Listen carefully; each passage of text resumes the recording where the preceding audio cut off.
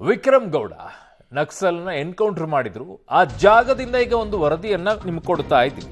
ಅಡಿಕೆ ಮರದಲ್ಲಿ ಸಿಲ್ಕಾಕೊಂಡಿರೋದು ಪೊಲೀಸರು ಫೈರ್ ಮಾಡಿದಂತ ಗುಂಡು. ತೆಂಗಿನ ಮರದಲ್ಲಿ ಸಿಕ್ಕಾಕೊಂಡಿದೆ ಗುಂಡಿನ ಗುರುತು.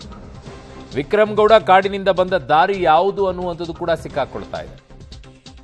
ಸೊ ಮನೆ ಅಂಗಳದಲ್ಲಿ ಗುಂಡು ಬಿದ್ದಂತ ಕುರುಹುಗಳು ಇದೆ. ತುಳಸಿ ಕಟ್ಟೆ ಮನೆಯ ಗೋಡೆಗೆ ಸಿಡಿದು ಬಿದ್ದಂತ ಗುಂಡಿದೆ. ಮನೆಯ ಒಳಗಿನಿಂದ ನಕ್ಸಲ್ ವಿಕ್ರಮ್ ಮೇಲೆ ಗುಂಡಿನ ಸುರಿಮಳೆ ಇದೆ.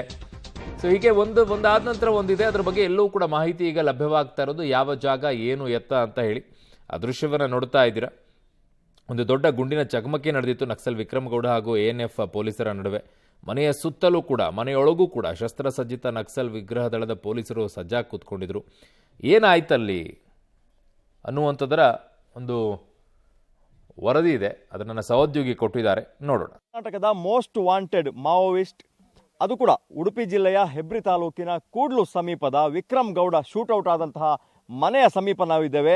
ಘಟನೆ ಹೇಗೆ ನಡೆಯಿತು, ಆ ಮನೆಯ ಚಿತ್ರಣ ಈಗ ಹೇಗಿದೆ ಅನ್ನೋದನ್ನು ನಾವು ನಿಮಗೆ ವಿವರಿಸ್ತೇವೆ. ನಾವು ತಿಂಗಳ ಮಕ್ಕಿ ಪ್ರದೇಶದಲ್ಲಿದ್ದೇವೆ. ಪೀತಬೈಲ್ನ ಸಮೀಪದ ತಿಂಗಳ ಮಕ್ಕಿ ಅನ್ನುವಂತಹ ಪ್ರದೇಶ ಇದು. ಇದೇ ಮನೆಯಲ್ಲಿ ವಿಕ್ರಮ್ ಗೌಡನ ಮೇಲೆ ANFನ ಸಿಬ್ಬಂದಿಗಳು ಮುಗಿಬಿದ್ದು ಗುಂಡಿನ ಮಳೆಯನ್ನ ಗೈದು ಹತ್ಯೆ ಮಾಡಿದಂತಹ ಸ್ಥಳದಲ್ಲಿ ನಾವಿದ್ದೇವೆ. ಈ ಮನೆ ಹೇಗಿದೆ ಅನ್ನುವಂಥ ಚಿತ್ರಣವನ್ನು ನಾವು ನಿಮಗೆ ತೋರಿಸ್ತಾ ಹೋಗ್ತಾ ಇದ್ದೇವೆ. ನಾವು ನೋಡ್ಬೋದು, ಇಲ್ಲಿ ಪೊಲೀಸರು ಈ ಥರದೊಂದು ಪಟ್ಟಿಯನ್ನು ಹಾಕಿದ್ರು, ಯಾರು ಕೂಡ ಒಳಗೆ ಪ್ರವೇಶಿಸಬಾರ್ದು ಅಂತೇಳಿ. ಎಲ್ಲ ದಾಖಲೆಗಳನ್ನು ಈಗ ಪಡ್ಕೊಂಡ ಮೇಲೆ ಎರಡೆರಡು FSL, ಅದರ ಜೊತೆಗೆ ANF, ಅದರ ಜೊತೆಗೆ ಹೆಬ್ರಿ ಪೊಲೀಸರು, ಇಡೀ ಜಿಲ್ಲಾ ಪೊಲೀಸರು ಬಂದು ಎಲ್ಲ ಮಾಹಿತಿಗಳನ್ನು ಪಡ್ಕೊಂಡ ನಂತರ ಮಾಧ್ಯಮಗಳನ್ನು ಒಳಗೆ ಬಿಟ್ಟಿದ್ದಾರೆ. ಈ ಪ್ರದೇಶದಲ್ಲಿ ನಾವು ಆ ಫೋಟೋಗಳನ್ನು ಗಮನಿಸಬಹುದು. ಆ ಫೋಟೋಗಳಲ್ಲಿ ವಿಕ್ರಮ್ ಗೌಡ ಬಿದ್ದಿರುವಂತಹ ಸ್ಥಳವನ್ನು ನಾವು ನಿಮಗೆ ತೋರಿಸ್ತಾ ಇದ್ದೇವೆ. ಈ ಪ್ರದೇಶದಲ್ಲಿ ಅಂದರೆ ಸಂಪೂರ್ಣವಾಗಿ ಈ ಒಂದು ಮನೆಯ ಅಂಗಳವನ್ನು ತಾರ್ಪಾಲ್ ಹಾಕಿ ಕಟ್ಟಿದ್ರು. ಇಲ್ಲಿ ಆತನ ಮೃತದೇಹ ಬಿದ್ದಿರುವಂಥದ್ದು. ಆ ಫೋಟೋದಲ್ಲಿ ANFನ ಸಿಬ್ಬಂದಿಗಳು ಇಲ್ಲಿ ಗಸ್ತವನ್ನು ಕಾಯ್ತಾ ಇದ್ರು ಅನ್ನುವಂಥದ್ದು.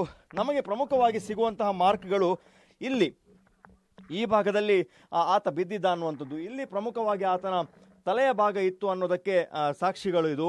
ಇಲ್ಲಿಂದ ಸಂಪೂರ್ಣವಾಗಿ ಒಂದೇ ಒಂದು ರಕ್ತದ ಕಲೆಗಳು ಇಲ್ಲದ ಹಾಗೆ ಇಲ್ಲಿಂದ ಎಲ್ಲ ಸಾಕ್ಷಿಗಳನ್ನು FSLನವರು ರಿಮೂವ್ ಮಾಡಿ ತಗೊಂಡು ಹೋಗಿದ್ದಾರೆ.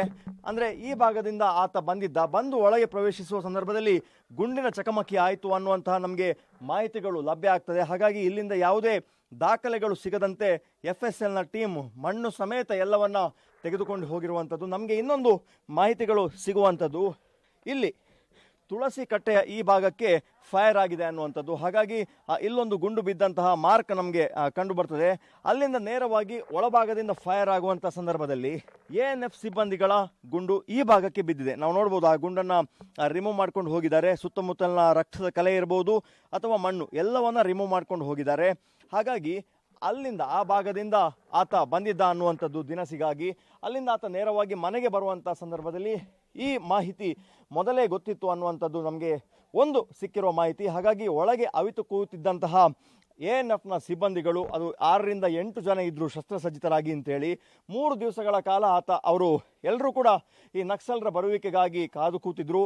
ಸ್ವತಃ ವಿಕ್ರಮ್ ಗೌಡನೇ, ಈ ರಾಜ್ಯದ ನಾಯಕ ಬಂದು ಈ ಭಾಗಕ್ಕೆ ಮನೆಗೆ ಬಂದಿರೋದ್ರಿಂದ ನೇರವಾಗಿ ಆ ಸಂದರ್ಭದಲ್ಲಿ ಮುಖಾಮುಖಿಯಾಗಿದೆ. ಮುಖಾಮುಖಿಯಲ್ಲಿ ವಿಕ್ರಮ್ ಗೌಡ ಈ ಮನೆಯಲ್ಲಿ ಹತ ಆಗಿದ್ದಾನೆ. ಕ್ಯಾಮರಾ ಪರ್ಸನ್ ಚೇತನ್ ಜೊತೆ ದೀಪಕ್ ಜೈನ್, ಪಬ್ಲಿಕ್ ಟಿವಿ, ಉಡುಪಿ. ಇಲ್ಲಿಯವರೆಗೂ ಈ ವಿಚಾರದಲ್ಲಿ ಬಹಳ ಚರ್ಚೆಗಡೆ ಮಾಡಿಕೊಡ್ತಾ ಇದ್ರು. ಬುದ್ಧಿಜೀವಿಗಳೆಲ್ಲ ಪ್ರಶ್ನೆಗಳನ್ನ ಎತ್ತುತ್ತಾ ಇದ್ರು.